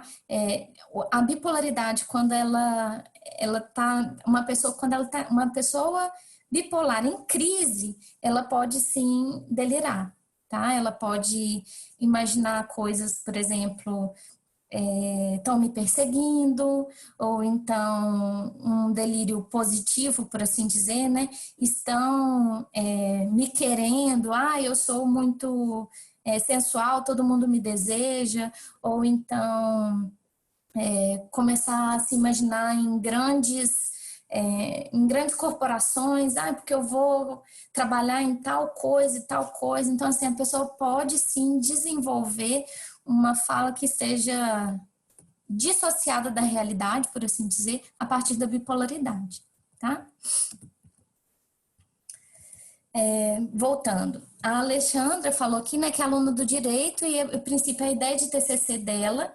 gente, todos esses comentários que eu tô fazendo, se não tiver ficado claro, vocês podem comentar, tá? E aí eu volto. A Alessandra falou, né, que a ideia de TCC dela é de tratar o pedófilo que é colocado no manicômio judiciário, né, sendo a pedofilia uma doença. Então, isso é muito complicado. Por quê? Porque existe o homem abusador de criança, tá, que ele não tem questão psiquiátrica nenhuma, tá? Ele é simplesmente um abusador de criança. E tem, sim, a pedofilia como algo que demanda um tratamento, tá? Então, acho muito legal essa ideia, é muito legal falar assim, mas é importante pensar, isso é um erro comum que a sociedade faz, que todo homem que abusa de uma criança, ele tem ali algum transtorno, alguma questão, tá? E isso não é verdade.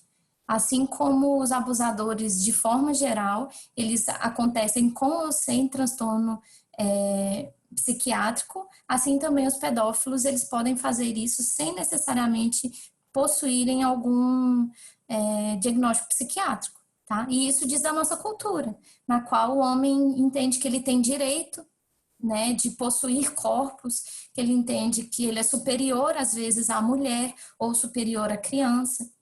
Nós temos, isso é uma realidade muito comum da roça, por exemplo, nos quais os homens entendem que eles são os homens da família, então o homem ele não apenas se relaciona com a sua esposa, mas com as suas filhas quando elas atingem determinada idade, tá? Porque ele é o homem da casa. Então, isso é uma questão psicológica? Não, é uma questão cultural, extremamente violenta, mas não aquela pessoa ali, ela não tem que ir para um manicômio jurídico, sabe? Ela precisa ir para uma prisão, ela não tem ali um transtorno, tá? Larissa falou, né, se funciona assim com estupradores, né? Realmente, sim, como eu falei, isso serve para qualquer um, né? E aí as mulheres daqui que estão me ouvindo, com certeza já passaram por alguma situação na qual um homem achou que tinha direito de alguma coisa, ainda que não seja um estupro, né? Mas, por exemplo, você está numa festa e um homem acha que tem o direito de te pegar no braço, sabe? Te forçar a conversar com ele. Isso faz parte da nossa cultura, né? E isso é algo que a gente precisa lutar e mudar diariamente. Então, assim como existe essa lógica, né, do homem como dominador, isso vai se reproduzir não só com abuso infantil, mas com abuso de todos os tipos. Inclusive, um abuso que a gente tem começado a conversar mais sobre hoje em dia, e que eu acho muito importante a gente falar, que é o abuso marital, né? Quando o esposo entende que, por estar casado, a mulher tem a obrigação de fazer sexo com ele. Né? Então, isso não é um transtorno psiquiátrico, né? Então, eu adorei a ideia, eu acho muito legal pensar, né? É uma coisa que me traz um sofrimento muito grande, gente, pensar sobre a pedofilia, porque eu vou ser bem sincera com vocês, em 5 anos de graduação, eu nunca tive ninguém que conversasse comigo o que que eu faço se eu estiver num consultório psicológico e chegar uma pessoa falando, olha, eu tenho desejos com crianças, e eu preciso de tratamento. Eu nunca violentei ninguém, eu nunca machuquei ninguém, mas eu preciso de tratamento. Eu nunca tive esse debate, sabe? Eu lembro que depois de formada alguém me perguntou e eu falei, caramba, nunca discuti sobre a pedofilia, né? Então, Alexandre, acho muito legal, eu acho que é um tema muito delicado, você vai ter que ter muito carinho e muita sabedoria mesmo para encontrar bons autores que conversem com você, mas eu acho que é um tema essencial da gente conversar, né? Já está até pronto, perfeito, muito legal. Muito bom, Alexandre. Bem, gente, para terminar, vocês têm alguma dúvida? Querem perguntar alguma coisa? Não? Gente, eu vou passar agora, vou pedir autorização para vocês para passar o videozinho, então, dos sobreviventes de Barbacena. Eu acho que ele é muito bonito, ele demora 3 minutos só, tá? A ideia era ir até 5 horas, então a gente acabou acabando um pouquinho mais cedo, eu vou passar ele para vocês, tá? É, e aí a gente finaliza. Vamos lá. Vamos ver se minha internet vai ficar boa.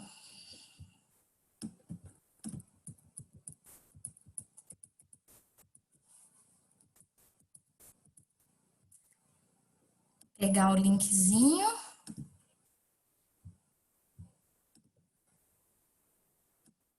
Tudo aberto aqui. Vamos lá.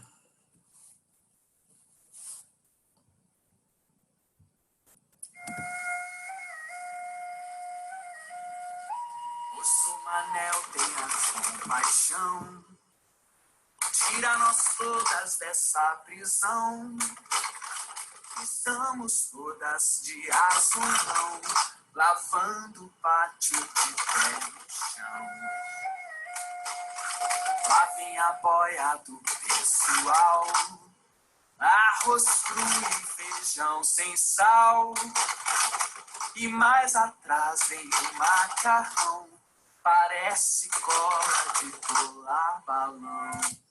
Gente, só para contextualizar, o início do vídeo, ele é sobre... São todas imagens do documentário Em Nome da Razão, tá? E termina com imagens atuais. Essa música que vocês estão ouvindo agora, ela é da Sueli, ela era uma moradora do Hospital Colônia e ela foi uma das que conseguiu ir para a residência terapêutica. Muito velhinha, faleceu já, né? Mas essa voz é a voz dela e a letra é a letra dela, contando um pouco sobre a realidade de lá, tá? E mais atrás tem sobremesa, banana podre em cima da mesa. E mais atrás veio as funcionárias, que são as putas mais ordinárias.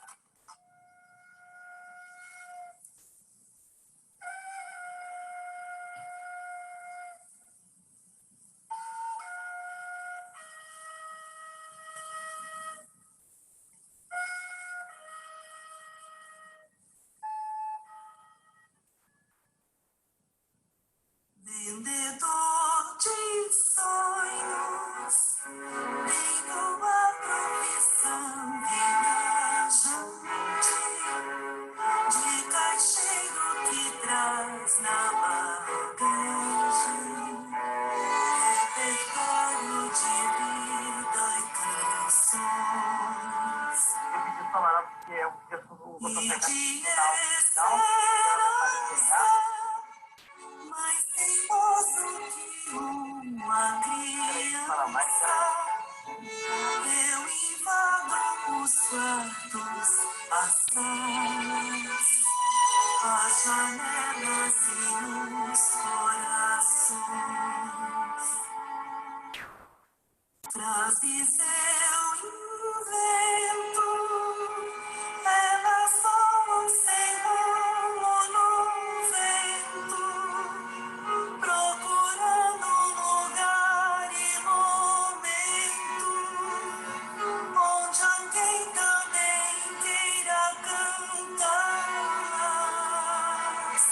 vendo os meus sonhos. E em troca da fé quero ter no final da viagem um caminho de pedra feliz.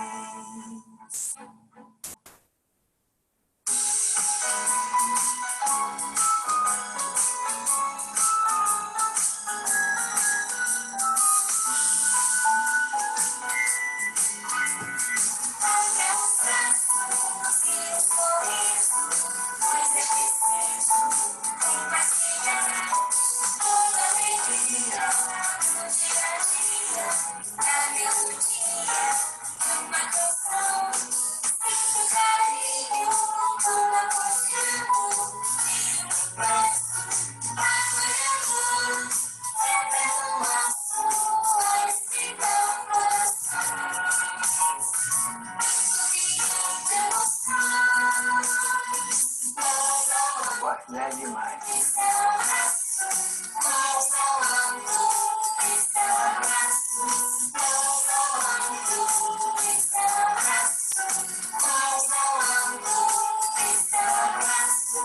Tem as galinhas, da minha flor, tinha uma hortinha lá embaixo, eu adoro todo dia de manhã eu molho ela.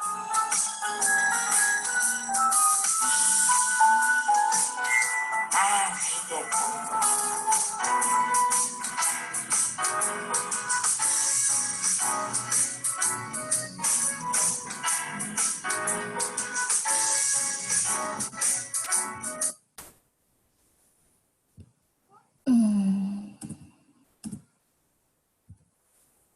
Bem, gente, é isso. Agradeço a todos que ficaram comigo até agora e sigo à disposição, tá bom? Para a gente continuar conversando. Vocês já têm aí meu WhatsApp, meu e-mail também, vocês podem ir conversando comigo, tá? Obrigada por tudo. Um abraço, até mais.